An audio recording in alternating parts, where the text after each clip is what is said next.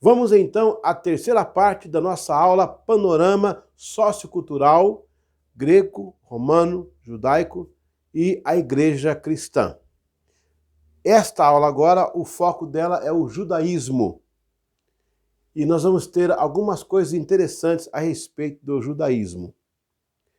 Judaísmo em si, na verdade, o judaísmo em si, ele é mais recente do que os hebreus e do que os israelitas. É claro que as coisas que os hebreus faziam, porque nós temos que entender uma divisão aí interessante. Olha, nós temos de Abraão, espera um pouquinho, de Abraão até o Egito, a entrada do Egito, eu tenho aqui os hebreus. Ok? Hebreus. Quando Israel sai do Egito e vem o cativeiro babilônico, do Egito, quando eles saem do Egito até o cativeiro babilônico, aí eu tenho os israelitas, ok? De Abraão, a entrada de Jacó, lá no Egito com as tribos, eu tenho os hebreus. Aqui são os patriarcas. Do Egito, a entrada de Israel na Babilônia, nós temos os israelitas. Da Babilônia, que aí é a volta dos judeus. Por quê? Da Babilônia até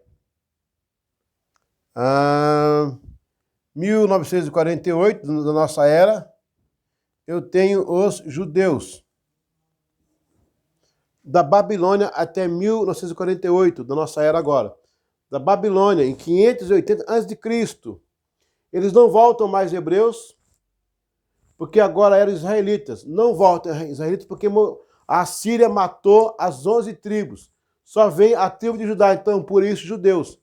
Mas aí eles ficam de judeus de Babilônia até 1948. A partir de 1948, nós temos os israelenses.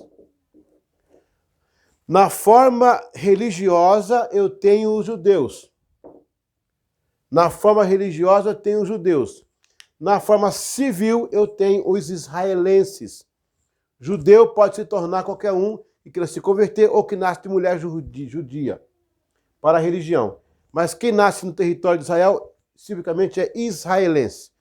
Aí o pessoal fica falando que o judaísmo nasceu com Abraão. Não, não nasceu com Abraão. Abraão nasceu monoteísmo, ok? O judaísmo vai nascer aqui, ó, da Babilônia, entre a Babilônia e... Não 1958, né?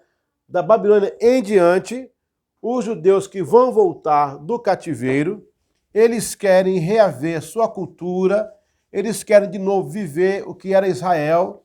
Então eles começam a criar leis, lembrar as leis orais começam a ser escritas, vão surgir alguns... vai surgir a compilação do Tanakh, que é o Torá, o Netuvim, o Ketuvim, Torá, a lei, Netuvim, os profetas e poetas, profetas escritos, né? E o Ketuvim, os Netuvim, os poetas, os profetas. É muita coisa na cabeça, eu estou falando de Israel agora estou no Novo Testamento. Então, o Netuvim, que são os profetas, o Ketuvim, que são os escritos. Aí tem sabedoria, aí tem os livros históricos, poéticos e tal, e tal, e tal. O judaísmo vai nascer depois do exílio babilônico, portanto, é uma entidade religiosa que assimilou os conceitos de Abraão, de Isaac, de Jacó, mas não deixa de ser uma identidade religiosa, que na época de Jesus é o que está prevalecendo como povo de Deus. O judaísmo, então, ele nasce ali depois do cativeiro. Depois do cativeiro, com ele nasce a sinagoga. Quem vai trazer a sinagoga, a ideia da sinagoga? Começou com Daniel na casa dele, ele orava 3 vezes ao dia, lembra? Lia a lei, lia a Bíblia, lia a lei, né? E isso tornou-se prática. E como não tinha mais templo, os judeus se reuniam em alguns locais para fazer isso, para orar e ler a Torá. Quando o templo foi reconstruído, eles voltaram a fazer no templo. Mas aí já tinha o costume das sinagogas, que é Bet Knesset, casa de oração, e aí eles continuaram com a sinagoga até os dias de Jesus. Muito bem. Agora tem aqui algumas coisas interessantes sobre o judaísmo e a igreja. O judaísmo, na verdade, ele importou, né, de toda a cultura abraâmica algumas coisas interessantes. Por exemplo, a primeira coisa importada foi o monoteísmo, a crença em um só Deus. Os indícios de como Abraão se tornou monoteístas, há alguns textos, Deus fala alguma coisa lá em Gênesis, em Êxodo, né?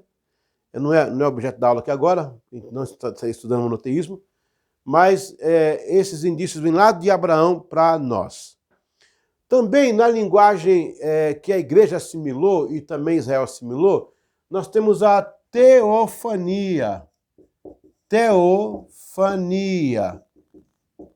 Se fosse teofania, Deus na Fani, né? Lá na Fani, que é o bairro aí. Mas não é. Teofania significa a manifestação, a linguagem de Deus, a linguagem humana, o conceito de Deus na linguagem humana. Deus fala assim, ó, minha mão está estendida. Ele não tem mão, ele é espírito, mas ele usa a palavra mão para a gente entender a teofania. As ações de Deus numa linguagem humana. Os olhos do Senhor estão atentos. Ele não tem olhos, né? Não tem olho, ele é espírito, mas para a gente entender, para a gente ter uma compreensão cósmica do que ele está falando, né? Deus andou com Adão, Deus andou com Enoque, Deus andou com Noé, mas como é que ele andou? Ele tem perna? Como é que foi isso? Então é uma teofania, é quando Deus... e a igreja usa essa expressão, né? A mão do Senhor está aqui, a voz de Deus foi ouvida, aí Deus, olha, a boca do Senhor está falando. Então essa foi uma herança também do tempo de Abraão. Uma outra herança que o judaísmo assimilou também depois da igreja foi a antropoformismo. É parecido com a teofania, é quando Deus usa coisas para caracterizar a sua presença. Ele usou Sansão, né, com aquela força, colocou fogo naquela sarça, coisas que Deus pode usar em atribuições ao seu poder. Antropomorfismo, olha que nome, né? Teofania é a linguagem. Antropomorfismo é a ação.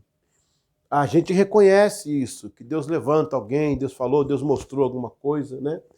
E aí, nós temos uma chave aqui interessante, que é o Elohim. Elohim. Elohim é um vocábulo que significa que há mais de uma pessoa, nesse caso Deus, só que não são deuses. É um mistério entender isso aqui do Elohim. É Deus, mas não é deuses. Teós, no caso, né? Mas não é deuses. Significa que aqui tem mais alguém presente, que é um só, mas que tem mais alguém. Quando Israel chega, eu vou chegar na igreja, calma que eu estou explicando o judaísmo, né? Quer dizer, ainda não é judaísmo, está indo para o judaísmo, né? Quando Israel chega em Canaã, vai encontrar no meio dos cananitas um Deus chamado El também. Porque essa forma El é uma forma semítica, ugarítica. Ela está presente no hebraico, no aramaico, que são as línguas indo-asiáticas europeias, né? É um prefixo de um ser supremo, Deus. Mas o Rim foi adicionado para dizer que tem mais de um.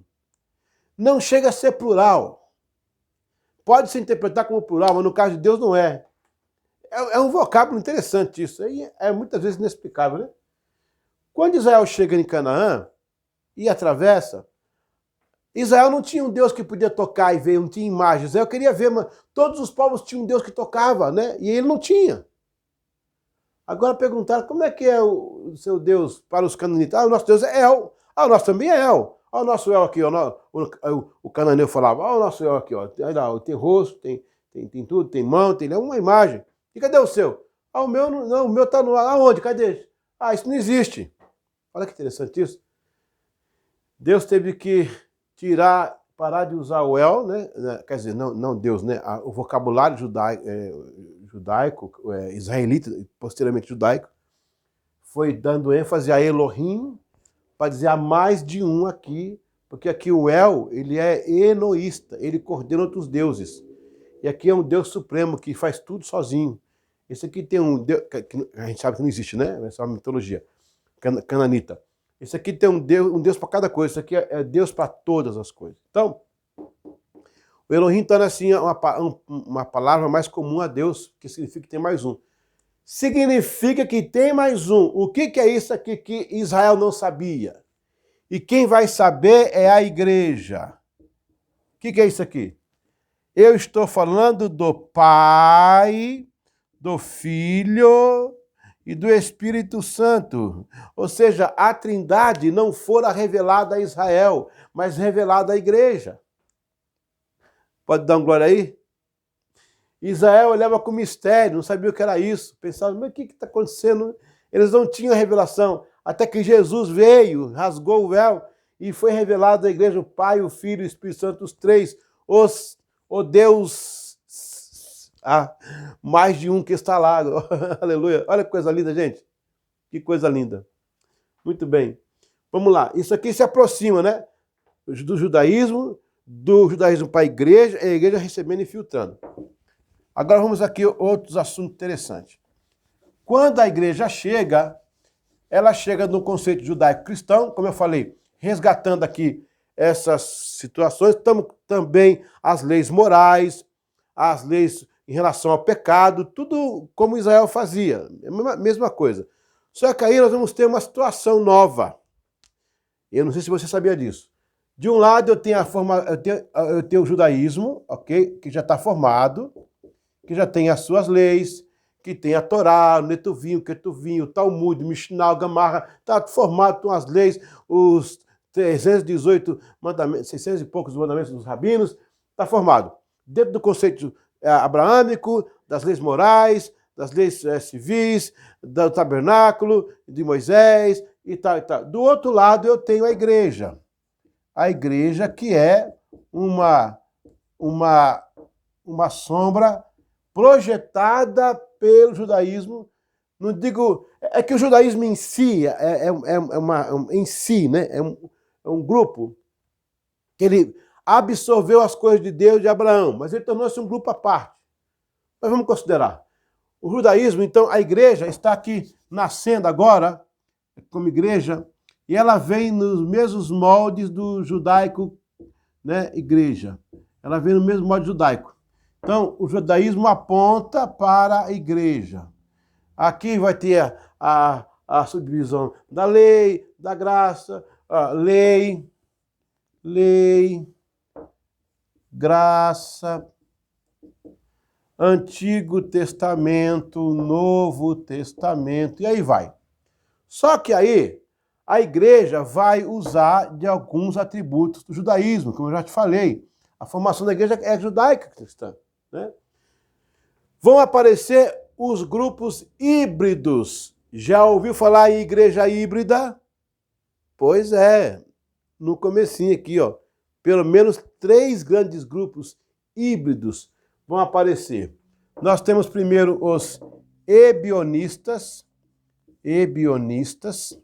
Olha, eu estou dando aula aqui do Novo Testamento. Olha que riqueza dessa aula para você entender essa lição.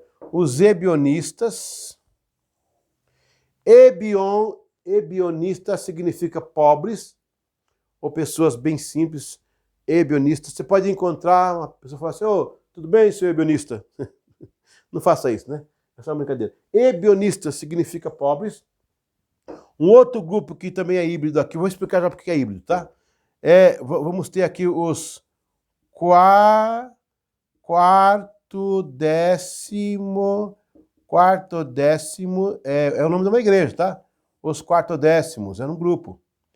E, finalmente, aqui, os nazoreus. Olha, quase nazareno, hein? Quase que era a igreja híbrida aí, ó. Não é nazireu, mas é nazoreus, né? Nazoreus. Ebionistas, quartodécimos e os nazoreus. Esses aqui são os híbridos.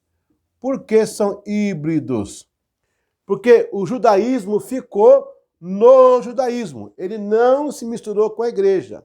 A igreja ficou igreja e não se misturou com o judaísmo. Mas esses três grupos assimilaram coisas do judaísmo e coisas da igreja. Aí nós temos aqui essa subdivisão. Eu vou ler para vocês quem são cada um desses grupos para você entender melhor, ok? Vamos começar com os ebionistas.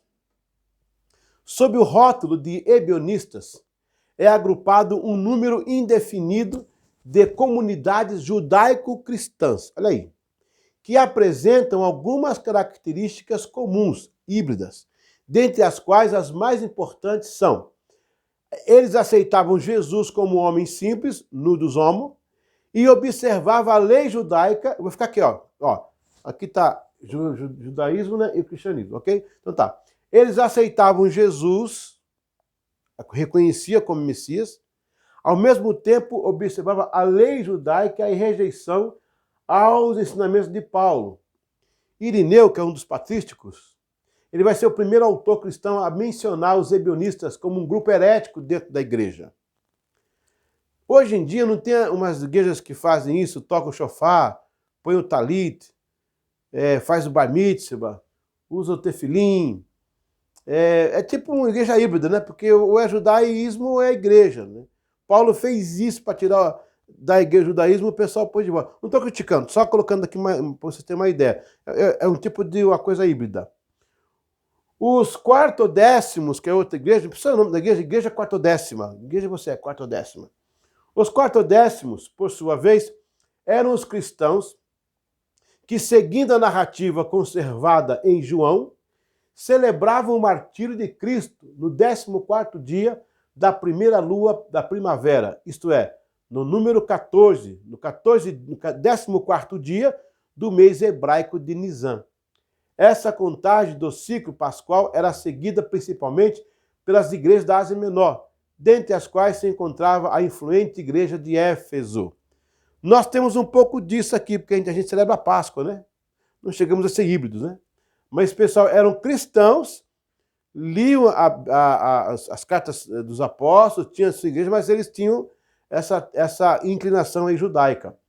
E, por final, os nazoreus, que não são os nazarenos, né? Graças a Deus, nós vemos uma igreja cristã, não é judaizante.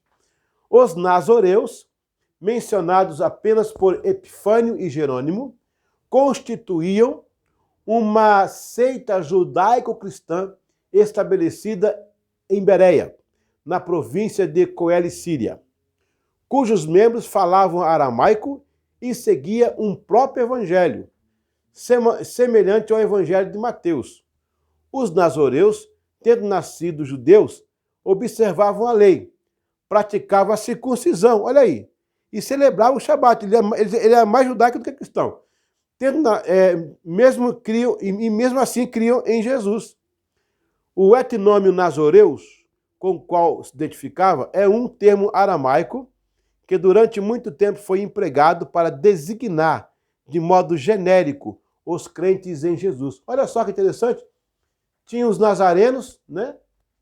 E também era costume chamar nazoreus. Interessante isso aí, viu?